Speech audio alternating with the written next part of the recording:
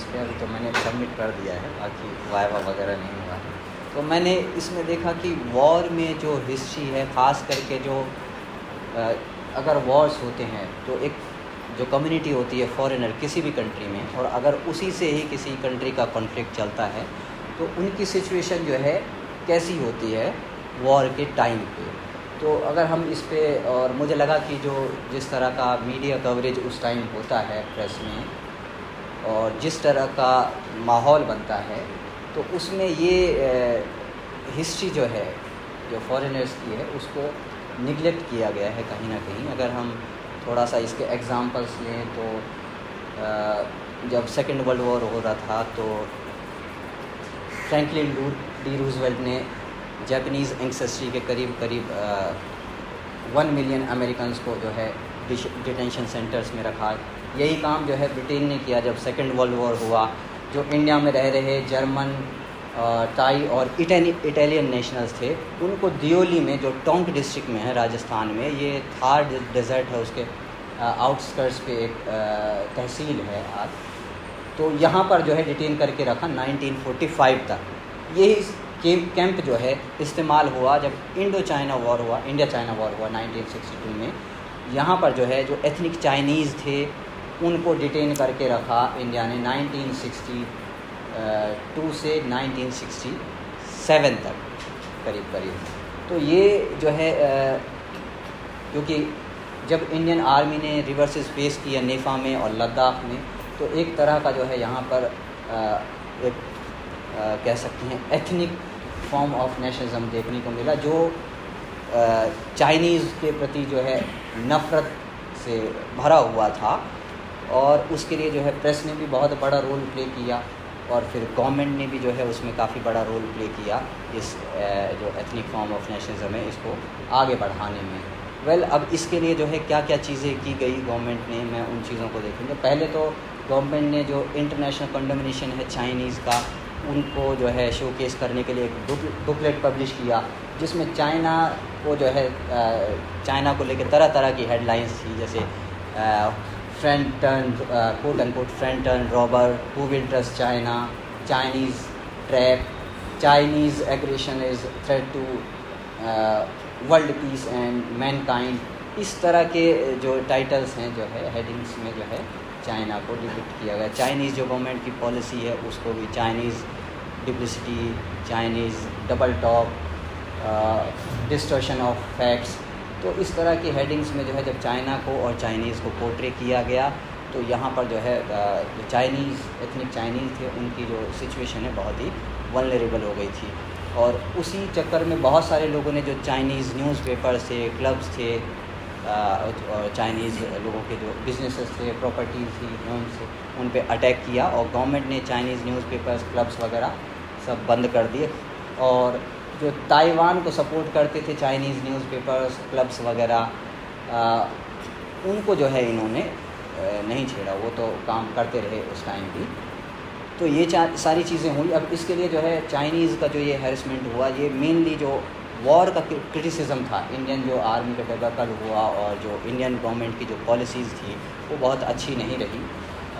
पहले लोगों को वॉर के टाइम पे बहुत भरोसा था कि हमारी फ़ौज जो है जीत के आएगी, जिस तरह का मीडिया में माहौल था, लेकिन वैसा कुछ हुआ नहीं। तो इस पब्लिक क्रिटिसिज्म को डाइवर्ट करने के लिए जो है इंडियन गवर्नमेंट ने ये सारा काम किया। उसके लिए जो है ये ज़रूरी था कि अच्छे से चाइनीज़ को हैरेस किया जाए। तो इनके लिए ये ज़रूरी था in the name of national security कि इनको जो है अच्छे से पॉलिटिकली और सोशली जो है डिप्राइव किया जाए, जो इनके राइट्स हो सकते थे, क्योंकि मामला कोर्ट में जा सकता था और कोर्ट अच्छा फैसला ही देता है हमेशा। तो यहाँ पर 25 अक्टूबर को एक एक्ट आया, foreigner internment of Chinese national, restriction of Chinese nationals. ये एक ऑर्डर इशू हुआ। उसके बाद किसी भी चाइनीज़ को जो है रिस्ट्रिक्ट किया जा सकता था अगर वो कहीं 24 आवर्स से ज़्यादा के लिए अपने घर से कहीं दूसरी लोकेशन में बाहर जाता था, तो उसे जो है वहाँ की लोकल अथॉरिटी को जो है इसकी इंफॉर्मेशन देनी पड़ती थी। इसके अलावा फिर एक और ऑर्डर आया 3 नवंबर 1962 को, जिसमें फॉरेनर इंटर्नमेंट ऑर्डर, जिसके ज़रिए जो है किसी भी चाइनीज़ को जो है ये एथनिक चाइनीज़ या जो भी यहाँ रह रहे थे उनको डिटेन कर सकते थे। सो ये सारा जो है माहौल एक तरह का बनाया गया।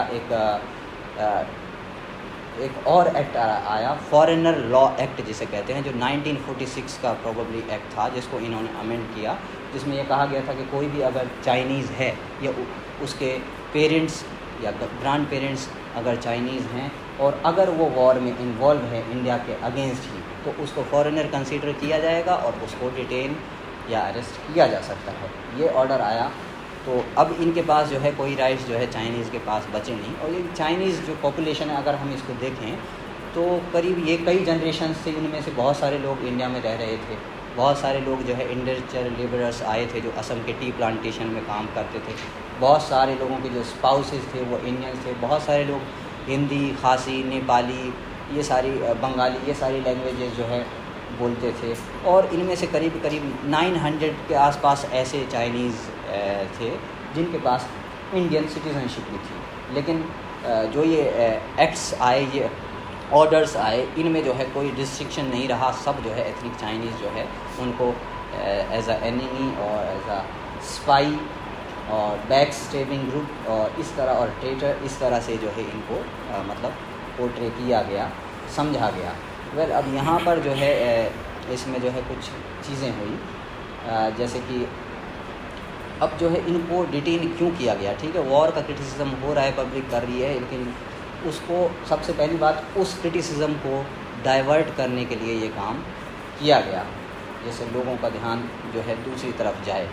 और इसके लिए जो है इन्होंने पॉलिसीज़ बनाई।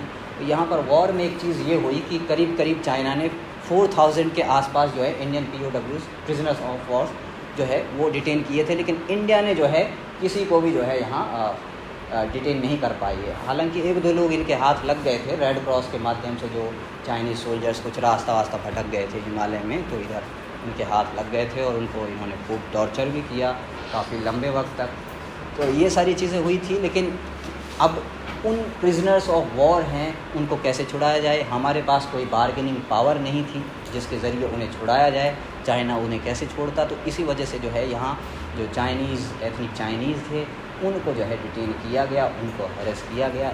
और ये सब हो रहा था in the name of national security. तो पहला कॉज तो ये है इनको डिटेन करने का। और एक और चीज़ है, इनको जो कहा गया कि ये तो स्पाइज़ हैं, एनिमीज़ हैं और इंडिया की इन्फॉर्मेशन जो है चाइना को दे रहे हैं, और इसी वजह से इसी का फ़ायदा मिला चाइनीज़ मिलिट्री को इंडियन फोर्सेस को जो है डिफीट करने में। लेकिन हम देखते हैं कि किसी भी चाइनीज़ को पे ट्रायल नहीं हुआ, चाहे वो इंडिया में बहुत टाइम से रह रहा हो या जिनके पास सिटीज़नशिप हो या जो नए नए यहाँ आके बसे हों, किसी पे कोई ट्रायल नहीं चला बेवफाई का या गद्दारी का। वेल, तो किसी पे कोई ट्रायल नहीं चला। लेकिन ये जो है वक्त की एक डिमांड बन गई थी इंडियन गवर्नमेंट के लिए। इसमें जो है नेहरू का भी हाथ था। नेहरू जो है इनसे मिले, IB के हेड थे उस टाइम भोलानाथ मलिक, इनसे मिले 13 नवंबर 1962 को। वो पूछ रहे थे कि इन चाइनीज़ का क्या किया जाए। प्रोबेबली BN मलिक या जो IB के हेड थे, IB ने ये काम किया कि इन चाइनीज़ को जहाँ से रिमूव किया जाए। IB की जो रोल है इस इंडिया चाइना वॉर में वो काफ़ी डिस्प्यूटेड है। उसको ना तो वो रियल टाइम इंटेलिजेंस इंडिया को दे पाई, ना कोई एक्चुअल इन्फॉर्मेशन दे पाई। तो ये है कि मिलिट्री डिप्लॉयमेंट को जो है ये इन्फ्लुएंस करती थी। ये बताती थी कहाँ डिप्लॉय होंगे और कौन सी पोस्ट पे कितने सोल्जर्स और उनको कितने वेपन्स दिए जाएंगे। लेकिन उसका कोई फ़ायदा जो है हुआ नहीं इंडियन मिलिट्री को। तो इस वजह से जो है, इसके अलावा BN मलिक ने कहा था कि फॉरवर्ड पॉलिसी अगर इंडिया अडॉप्ट करता है 1961 में नवंबर में, तो चाइनीज़ जो है रिएक्ट नहीं करेंगे क्योंकि तो खुद ही परेशान है ग्रेट लीप फॉरवर्ड वगैरह से। लेकिन इंडिया ने जब वो पॉलिसी अडॉप्ट की तो चाइनीज़ ने बड़े अच्छे से रिएक्ट किया और जितनी भी पोस्ट इन्होंने ज़्यादातर जो है इस्टेब्लिश की थी नेफा में और ये लद्दाख फ्रंट पे, वो सारी की सारी चाइनीज़ ने जो है वॉर में कैप्चर कर ली थी बड़े ही आराम से। तो IB का जो प्रेजुडिस है चाइनीज़ को लेकर वो कोई नया नहीं था। 1954 में जब एक ट्रेड एग्रीमेंट हुआ था, जब पंचशील एग्रीमेंट जिसे कहते हैं हम, तो उस टाइम भी कैलकाटा में चाइनीज़ को एक bank, people's bank of China और एक कैलकाटा जो पोर्ट है उसका एक्सेस दिया गया था चाइनीज़ गवर्नमेंट को। तो इस पे भी जो है आईबी जो है आपत्ति जताती है कि ये जो है नेशनल सिक्योरिटी के लिए थ्रेट हो सकता है, आप लोगों ने ये काम क्यों किया। तो प्रोबेबली हम देखते हैं कि आईबी का इसमें बहुत बड़ा रोल था, और आईबी के ही उकसावे पे जो स्टेट गवर्नमेंट्स थी असम की और बंगाल की, इन्होंने जो है नवंबर में 15 और 16 नवंबर के आसपास 1962 में इन्होंने जो है सेंट्रल गवर्नमेंट से कहा कि इन चाइनीज़ को, एथनिक चाइनीज़ को नॉर्थ ईस्ट से तो एटलीस्ट कम से कम निकाला ही जाए। और ये वो टाइम था जब करीब करीब वॉर ओवर होने वाला था। खैर मतलब उस टाइम सीज़ फायर का अनाउंसमेंट चाइना ने नहीं किया था। तो इनको जो है फिर जो है 18 नवंबर को जो है लाल बहादुर शास्त्री जो होम मिनिस्टर थे उस टाइम, उनसे BN मौलिक मिले, और उसके बाद जो है उन्होंने कन्विंस किया कि इन सब को जो है अरेस्ट करके जो है ले जाया जाए कहीं और।